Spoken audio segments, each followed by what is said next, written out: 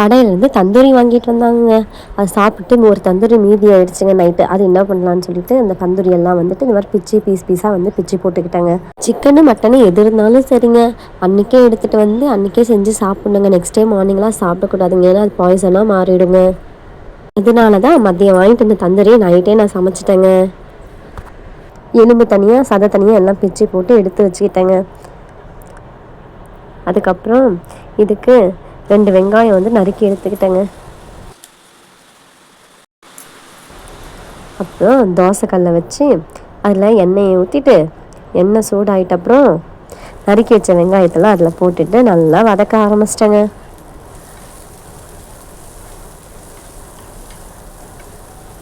வெங்காயம் நல்லா வதங்கிட்ட அப்புறம் பிச்சு போட்ட தந்தூரி சிக்கனை எல்லாமே அதில் போட்டு அதில் பெப்பரும் சிக்கன் மசாலாவும் போட்டுக்கிட்டேங்க. அது கூடயே கொத்தமல்லியும் கொஞ்சம் தூவி விட்டுக்கிட்டேங்க. இது நல்லா இந்த மாதிரி ஃப்ரை பண்ணிக்கிட்டு, நல்லா கொத்து புரோட்டா கொத்துற மாதிரி நல்லா இந்த மாதிரி நல்லா கொத்தி விட்டுக்கிட்டு, அதுக்கப்புறம் டேஸ்ட்டுக்கு வந்து உப்பு லைட்டாக போட்டுட்டேங்க.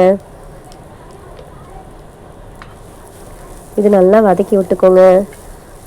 அவ்வளோதாங்க, ரொம்ப ஈஸி அண்டு டேஸ்டியான தந்தூரி பிச்சு போட்ட கோழி ரெடிங்க.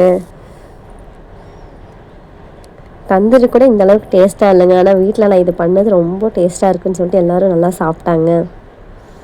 இந்த மாதிரி ஏதாச்சும் உங்கள் வீட்லேயும் மீதி ஆச்சுன்னா நீங்களும் இந்த மாதிரி ட்ரை பண்ணி பாருங்கள் ஃப்ரெண்ட்ஸ்.